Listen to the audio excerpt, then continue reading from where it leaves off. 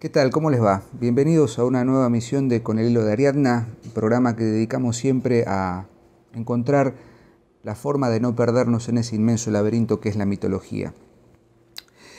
Estamos llegando a una instancia de este programa en el que queremos establecer algunos corolarios o por lo menos dar algunas pautas para seguir trabajando el año que viene. Ya estamos cercanos al final de año.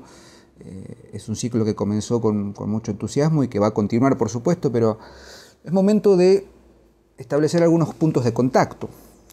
Hemos hablado de varias cosmovisiones, la cosmovisión de Grecia, Finlandia, la cosmovisión celta, la cosmovisión nórdica, fundamentos de la cosmovisión japonesa. Hemos hablado del mito del héroe, hemos hablado de las relaciones entre el mito y la religión, entre el mito y el logos, de las deidades femeninas, en fin.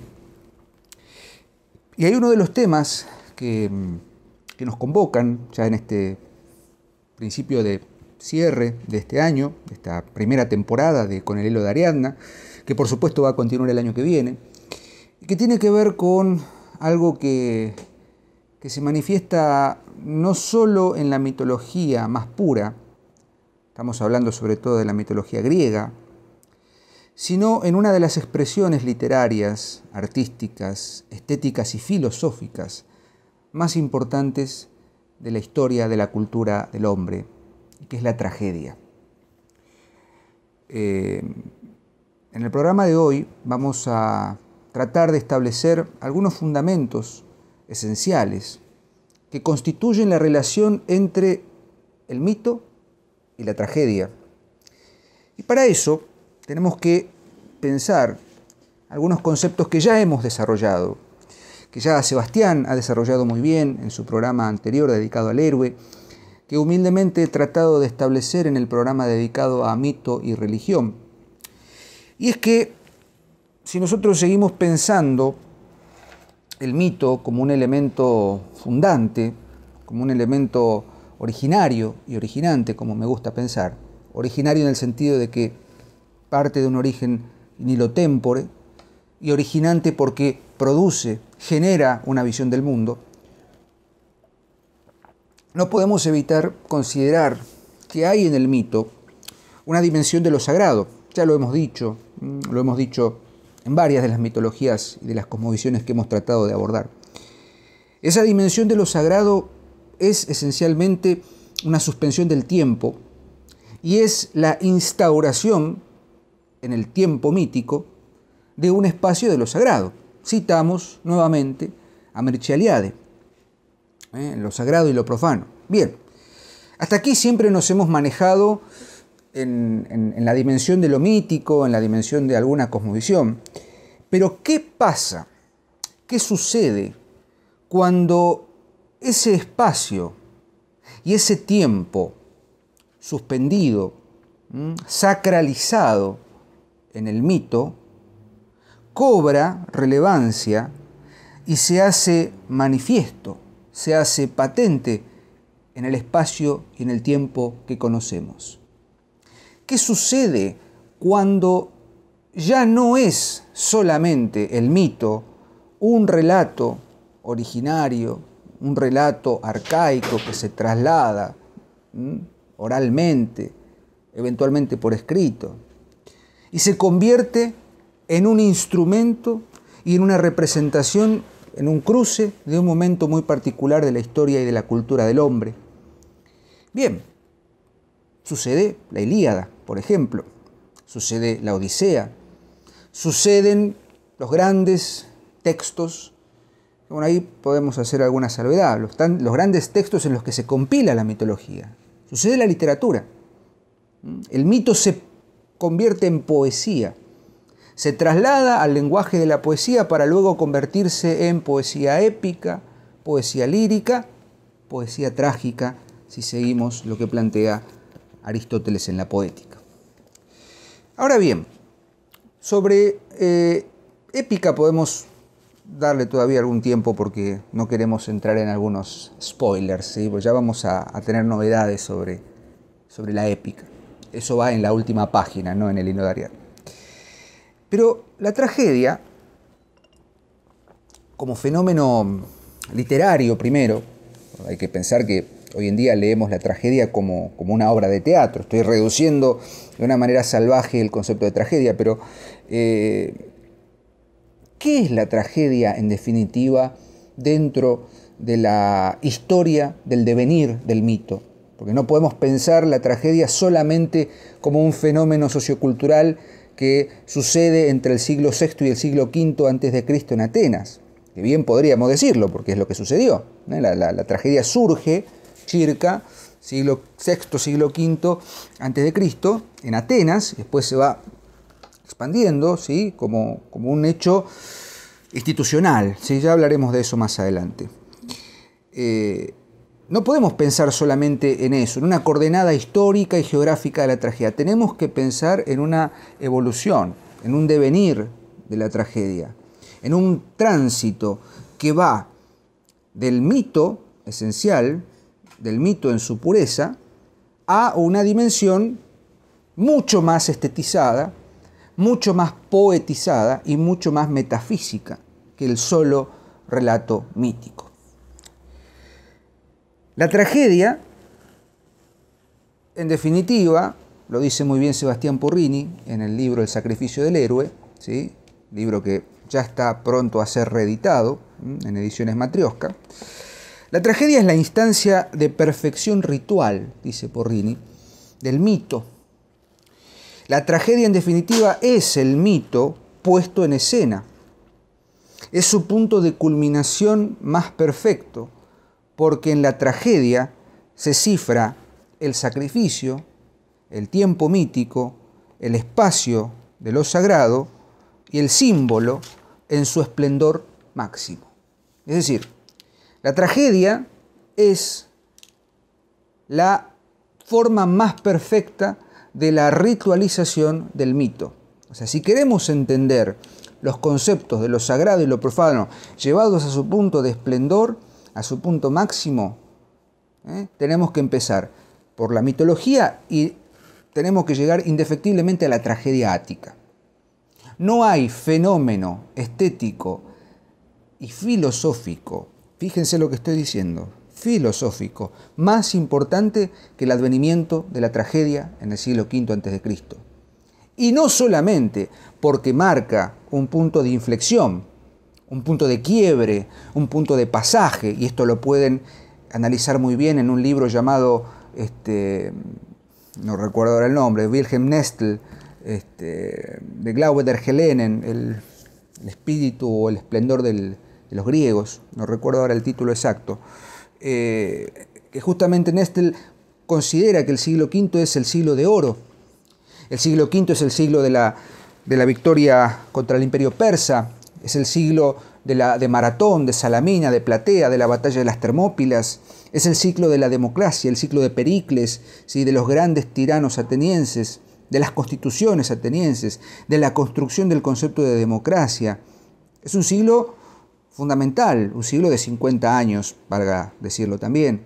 Es el siglo de Esquilo, de Sófocles, de Eurípides, es el siglo de Aristófanes, es el siglo de la guerra del Peloponeso. Es decir, el siglo V es un momento luminoso y un momento de explosión. Y en ese momento surge la necesidad, que en realidad se viene anunciando, sabemos por algunos registros que la tragedia en su formato original era muy distinta a la que conocemos. Era un ritual, básicamente.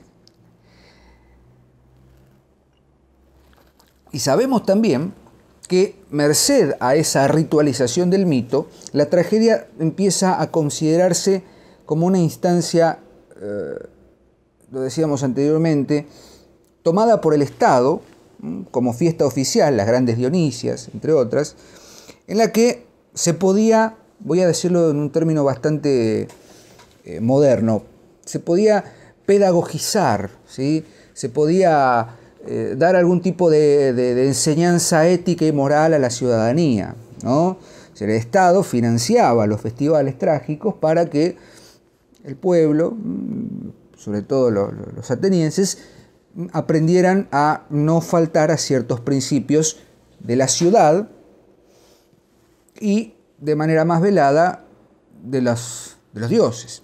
Eso también conviene que hablemos en otro programa estrictamente sobre el mito de Antígona.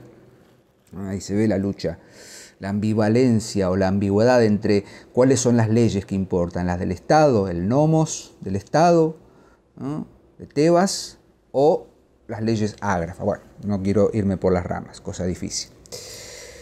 Pero cuando surge la tragedia en el siglo V a.C., se manifiesta algo que es fundamental en el devenir del mito, la necesidad de no solamente entender en la abstracción, o entender, no es la abstracción la palabra, sino no es necesariamente, me corrijo, no es solamente entender el mito como la dimensión de lo sagrado que circula en un ámbito de iniciación metafísica, mistérica y tal. Es la puesta en escena, como decíamos hace un momento, la puesta en escena de una verdad metafísica, suprarracional, que se hace manifiesta y se hace carne y se hace palabra y se hace acción, danza, movimiento, ritual a los ojos de un público. Theatron viene del verbo theatomai, que es lo que se puede ver, ¿sí? El theatron es la vista, lo que se ve, es donde ocurre la tragedia. La tragedia ocurre en el teatro de Delfos, ¿no?, los grandes anfiteatros, ¿no?, semicirculares que tenían algún tipo de organización. Es un templo circular, por otra parte, un templo en el que debe ocurrir un sacrificio. Es muy interesante en este sentido lo que ya hemos citado en algún momento. Hay un hermoso libro de Walter Burkert llamado El origen salvaje, respecto de los rituales trágicos antiguos y la condición humana, y que claramente la tesis de Burkert es que el concepto de tragedia implica un sacrificio animal que luego se va convirtiendo en sacrificio metafísico, metafórico más que metafísico. Pero decía que el chivo, ¿no?, la cabra que iba a ser sacrificada, debía desenterrar el cuchillo con el cual iba a ser sacrificada. Entonces ahí hay una metáfora de lo que luego será el héroe trágico. El héroe trágico, pongamos por caso Edipo, es aquel que desentierra la verdad que lo va a terminar sacrificando. Entonces ya desde desde sus fundamentos más arcaicos, el ritual de la tragoidía, ahora vamos a hablar un poco de eso en la segunda parte, la tragoidía, el canto del macho cabrío, tragos, hoy día, tragos es el macho de la cabra, digamos, y la hoy día es el canto, conlleva en su esencia una cantidad enorme de símbolos. La tragedia es símbolo, en sentido. Entonces, esa idea de sacrificar, esa idea de corporizar aquello que en el mito circulaba, si se quiere, de manera abstracta, no corpórea, sino más bien interna, se hace patente en la tragedia.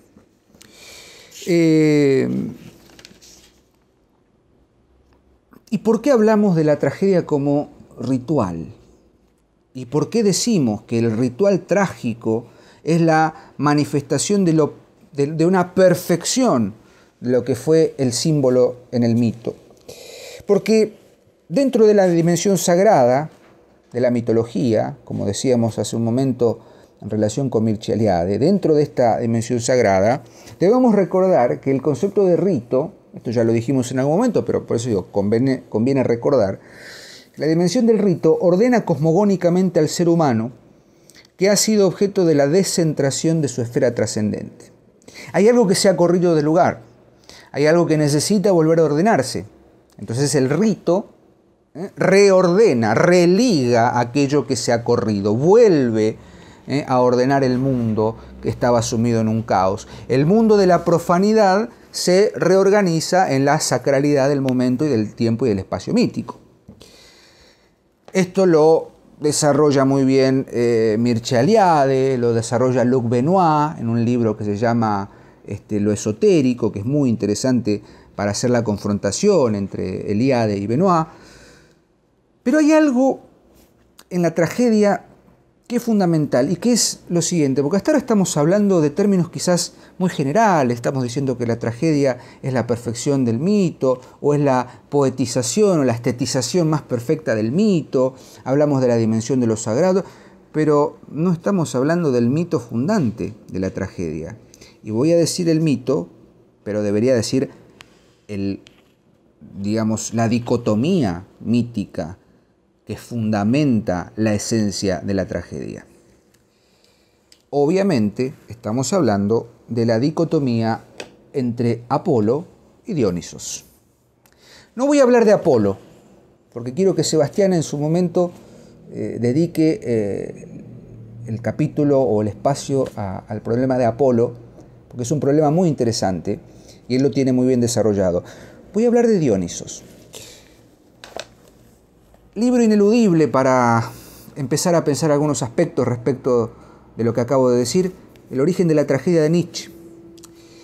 El problema es que el propio Nietzsche reniega de este libro. En líneas generales, lo que plantea Nietzsche es que la tragedia se origina en la escisión o en el punto de tensión dialógica entre la dimensión apolínea, la dimensión más solemne, la dimensión más reconvenida, la dimensión de la adivinación, de la música, etc. Y la otra dimensión opuesta, dicotómica, lo apolíneo, que es la dimensión del desenfreno, ¿no? De la lujuria, del vino, etcétera, etcétera. Bueno, Nietzsche después reniega un poco de esa tesis, pero vamos a tomar un poco esa idea y vamos a llevarla a otra dimensión. Vuelvo a lo que plantea querido Sebastián en su libro. El mito apolíneo dionisíaco, la tensión dialógica entre Apolo y Dionisos, ¿sí? Entre el dios que hiere de lejos y el dios que vuelve para traer el terror. Apolo, Hekebolon, Apolonon, es el dios que hiere de lejos. Esto ya está planteado en la Ilíada de manera magnífica. Es el dios que se va y Dionisos es el dios que vuelve, ¿sí? Es el dios de la reconvención, Apolo, y Dionisos es el dios de la exaltación. Sobran las enormes analogías que se pueden hacer. Pero hay algo entre lo apolíneo y lo dionisíaco que configuran la esencia de la tragedia. Porque es casi agónica esa distancia entre lo apolíneo y lo dionisíaco. Se produce un agón, ¿sí? Ahí viene la palabra agonía. El agón es la discusión, el punto máximo de tensión de una tragedia. Y, según Porrini, el hombre ve en esa agonía la trama trágica que solo se supera en la suma de ambos. La esencia de la tragedia no es, en el sentido nietzscheano, la escisión entre lo apolíneo y lo dionisíaco, es la agonía y la superación de esa dicotomía. El hombre mítico no entendía a ciencia cierta qué era eso que le sucedía de manera inevitable ante la manifestación de lo divino trascendente. Eso es el terror pánico, el terror mítico, el terror originario.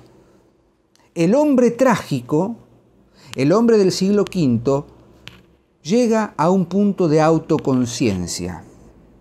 Cuando digo el hombre me refiero a los que pudieron ver más allá de lo evidente. Estoy hablando de un Esquilo, estoy hablando de un Sófocles, de un Eurípides, que son los que nos llegaron a la actualidad, y debe haber unos tantos otros, ¿sí? Que entendieron que había un momento en el que no solamente podemos entender esto que es trascendente y metafísico desde el mero terror, ¿sí? Desde el Sebastos, como dirá Rudolf Otto en lo sagrado, ¿no? Heilige. Digo, eso es un momento originario, pero hay algo más, porque el hombre toma conciencia de su propio ser. Ya cuando Parménides, Heráclito y todos los presocráticos se hacían la pregunta del arjé, esa es la pregunta del origen del ser, ¿qué somos? ¿Por qué somos? Ese punto de la autoconciencia, citando la terminología de Fareta y sus teorías, pero llevada a nuestro terreno, ese punto de autoconciencia es saber que uno es y saber qué se es. Esa es la agonía apolíneo-dionisíaca que plantea Porrini. Ese momento en el que entendemos que podemos ser apolíneos y dionisíacos, pero ¿qué más hay aquí? Está el ser, esto es lo que soy. Edipo preguntándose quién soy, y Tiresias le dice, en realidad no se pregunta quién soy, le pregunta a Tiresias quién es el asesino, y Tiresias le contesta, no querrás saber cuál es tu origen, porque Tiresias sabe que en el momento en el que a Edipo se le caiga la venda, la máscara, va a entender con el terror pánico que eso conlleva quién es y qué es. Entonces, la agonía de la trama trágica que solo se supera en la suma de ambos implica que el mito apolíneo-dionisíaco que fundamenta lo trágico es el ser hecho doble, duplicidad de la primera tesis que alcanza su cenit en la superación de la misma duplicidad, pero que es tragedia en tanto manifestación fenoménica de lo que el ser da al hombre. Repito, ese mito dionisíaco y apolíneo es tragedia en tanto manifestación fenoménica de lo que el ser da al hombre. Lo que acabamos de decir. La tragedia es el momento de la autoconciencia mítica. No solo de la autoconciencia mítica, me corrijo, de la autoconciencia del hombre en el mundo. El mito es un querer llegar a esa comprensión, pero nunca llegar al origen y siempre dar vueltas en el laberinto. La tragedia es la forma de encontrar la respuesta y entender que esa respuesta es terrible. El querido Miguel de Unamuno, en El sentimiento trágico de la vida, que viene al caso, plantea que el sentimiento trágico de la vida es la conciencia de que somos finitos, de que somos mortales, de que somos el ser para el morir, el ser para la muerte. Eso es lo trágico. Saber que no somos inmortales o divinos como los dioses. El hombre mítico vivía en un estado de contemplación, de armonía con aquello que no comprendía míticamente. El hombre trágico entiende que hay algo más o que no hay nada más. En definitiva, la muerte es el último punto. Por eso el sacrificio, la necesidad del sacrificio, la sangre, el cuerpo puesto en escena, no puesto en escena, sino sacrificado, es el desmembramiento. Por eso hablemos del mito de Dionisos. Sabemos que Dionisos es un dios muy particular, dios cargado de aventuras. Yo sugiero varios libros. Por supuesto pueden buscar el mito en el diccionario de Pierre Grimal, pero el tomo 1 de los mitos griegos de Robert Graves tiene una excelente síntesis de todas las circunstancias que implican a Dioniso. Voy a leer solamente la primera parte para que vean la primera condición de este dios. Naturaleza y hechos de Dionisos. Por orden de Hera, los titanes capturaron a Dionisos, hijo recién nacido de Zeus, un niño con cuernos, coronados, con serpientes, y a pesar de sus transformaciones, lo despedazaron en jirones que hirvieron en una caldera, mientras un granado brotaba del suelo en el que había caído su sangre. Pero rescatado y reconstruido por su abuela Rea, volvió a la vida de nuevo. Perséfone, a quien Zeus se encargó de su cuidado, lo llevó al rey Atamante de Orcómenos y a su esposa Ino, a quien convenció para que criara al niño en el gineceo disfrazado de niña. Sin embargo, era imposible engañar a Hera y castigó a la pareja real con la locura, resultado de lo cual Atamante mató a su hijo Learco al confundirlo con un ciervo. Bien, los hechos de Dionisos y los distintos mitos que involucran la figura de Dionisos son incontables. Pero en ese pequeño relato del origen ya tenemos los 3 o 4 elementos que van a constituir la esencia de este dios. Primero, la falta de identidad. Dionisos es el sacrificio, el sacrificio tremendo, el sacrificio brutal, ¿no? Lo despedazan en jirones, lo hierven en un caldero y de ese caldero brota la sangre que cae al suelo, ¿eh? Dionisio brota. Eso en primer lugar. En segundo lugar, la identidad ambigua, la identidad andrógina de Dionisos. Dionisos es varón, pero disfrazado de niña, criado por una mujer, ¿no? Hay una ambigüedad, una dualidad, una duplicidad, algo que está escindido, que está partido, lo decía Porrini recién. Y en tercer lugar, el concepto de posesión de la locura.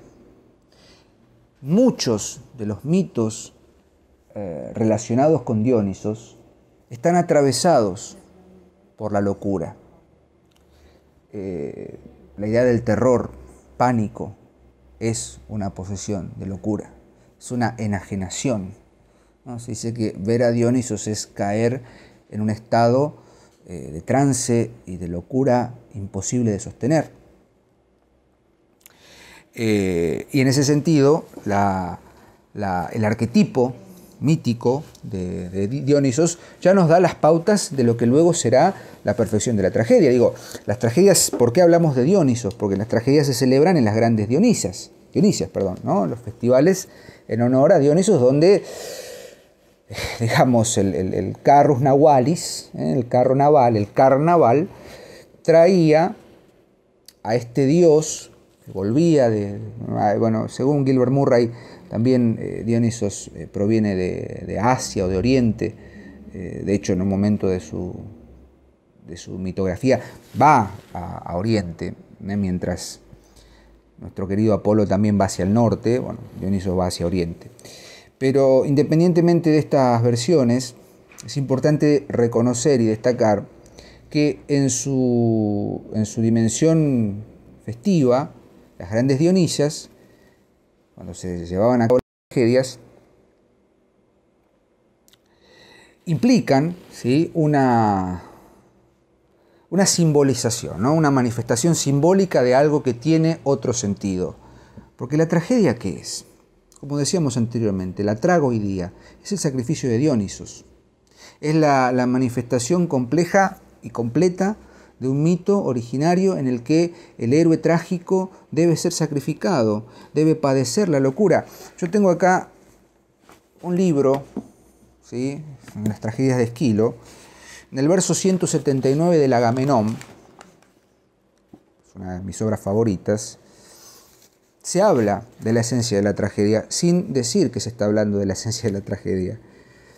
Dice así, ¿no? Está hablando uno de los vigías, después de la antístrofa.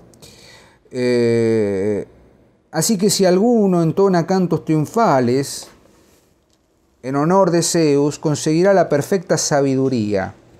Porque Zeus puso a los mortales en el camino del saber cuando estableció con fuerza de ley que se adquiera la sabiduría con el sufrimiento. Topazei matos en griego. Dionisos sufre, pero ese sufrimiento lo lleva a un aprendizaje. El héroe trágico tiene que sufrir, tiene que padecer para llegar al aprendizaje. Tiene que padecer un descuartizamiento, tiene que padecer una escisión, ¿sí? Dionisos es la manifestación perfecta del hombre escindido, del hombre que es apartado de su esencia a jirones, ¿no? De ahí volvemos a la idea de cómo el mito o la mitología opera sobre ciertas manifestaciones. Y observen ustedes que un par de años después, unos cuantos años después, en el siglo IV, cuando Aristóteles, en la Poética, en el capítulo 13, define la esencia de la tragedia. Después, si quieren, hablamos de Aristóteles, pero la definición clásica de tragedia, ¿no? La tragedia es la representación, la imitación de una acción elevada llevada a cabo por personajes elevados con un lenguaje sazonado que busca a través de la conmiseración y el temor purificar las pasiones.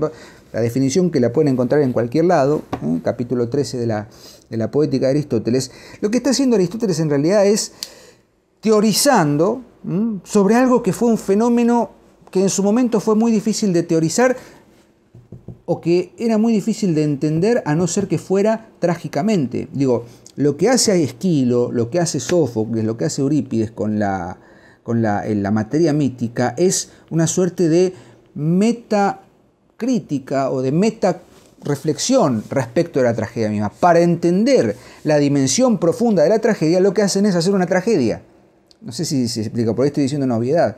Pero para entender ese punto de viraje, esa autoconciencia de la que hablábamos recién, del hombre trágico, el cambio del hombre mítico al hombre trágico, que después lo hemos dicho en el programa dedicado a mito y logos, ese tránsito, ese pasaje entre mitos y logos, tranquilamente es el momento en el que la dimensión puramente mítica, puramente ubicada en hilo tempore, ¿sí? En un mundo inaccesible, un mundo arcaico, se hace consciente. Y ya no es solamente la mera manifestación de lo sobrenatural o de lo suprarracional, sino es la puesta en escena. La tragedia es la instancia en la que el mito cobra o toma su última forma. Podríamos hablar horas sobre las tragedias que nos interesan, ya va a haber novedades al respecto, pero es necesario que pensemos, y esto es apenas la primera parte, la introducción, de algo que necesita mucho más desarrollo, que es el fenómeno de lo trágico. Puedo citar miles de fragmentos, no, miles no, unas docenas de fragmentos, de distintas tragedias en las que podemos ver esos elementos. Acabo de citar el Agamenón de Esquilo, puedo citar el Edipo Rey de Sófocles, puedo citar las Bacantes de Eurípides, que es el último momento de esplendor, y ya hablamos de un esplendor bastante particular porque Eurípides es testigo de la decadencia absoluta de Atenas, ¿no? En la guerra del Peloponeso y demás, ¿no? Lean las Troyanas y se van a dar cuenta. Pero siempre hay un elemento que se repite, tanto en Esquilo, como en Sófocles, como en Eurípides. Es el mito el que da la materia para entender y para poder operar simbólicamente y llegar a un estado de autoconciencia. Sin el mito y sin su misterio no existe la tragedia. Y sin el mito, sin la tragedia, sin la epopeya, no existe la literatura. ¿Queda claro? El mito, la mitología, es la base fundante, originante de todo lo que entendemos como metafísica, filosofía, arte, estética, literatura. La tragedia es esa expresión de la perfección del mito. No voy a abundar aquí en aspectos técnicos, porque ya sería entrar en materia de teoría literaria, porque para hablar de tragedia tendríamos que dedicar un ciclo aparte, ¿sí? Ya no con el hilo de Ariadna, sino tendríamos que dedicar un ciclo llamado Topaceimatos, ¿no? Llegar al aprendizaje merced al sufrimiento. Simplemente quería establecer, como introducción, porque la semana que viene va a haber una continuidad de este tema, una segunda parte a cargo de Sebastián seguramente, pero para que entendamos esto, el fenómeno de la tragedia no es un fenómeno solamente institucional, no es un fenómeno político de la Atenas del siglo V, es un fenómeno estético, filosófico, metafísico y más profundo y más complejo de lo que consideramos. Pienso ahora, por ejemplo, en Esquilo.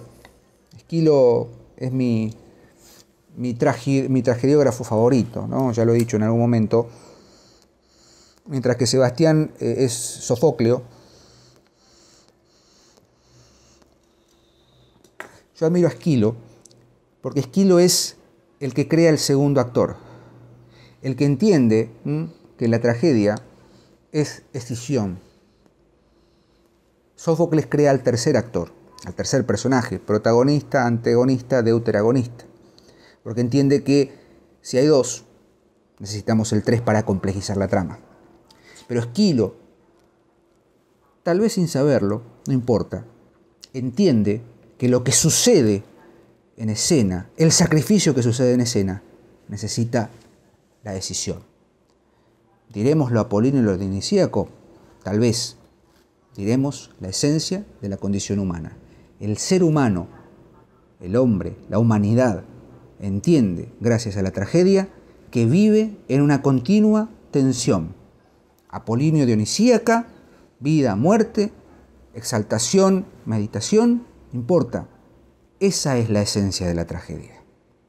Esa es la base fundamental y eso está en el mito. Voy a dejar acá el programa. creo que fue bastante desordenado, pero traté de ir a lo esencial. Bueno, no me quiero ir de tiempo y quiero que Sebastián continúe con esto la semana que viene, porque ya lo tenemos pensado así. Y les agradezco por estar ahí. Libros para recomendar hay muchos, yo acá traté de sacar los esenciales. Obviamente recomiendo El sacrificio del héroe de Sebastián, que es un estudio pormenorizado de todo esto que estuvimos hablando. Los 2 tomos de Mito y Tragedia en la Grecia Antigua de Jean-Pierre Vernant y Pierre Vidal-Naquet, que es un libro de cabecera. Nietzsche, por supuesto, El origen de la tragedia, pero más que nada para hacer una reflexión más profunda. Y todas las tragedias que puedan leer. Esquilo, Sófocles y Eurípides se consiguen en ediciones muy buenas, económicas de ellas, pero siempre pensando en esto. Si la mitología nos genera tantas preguntas y tantos laberintos, acá estamos nosotros con el hilo de Ariadna. Muchas gracias por estar ahí y nos vemos el próximo jueves.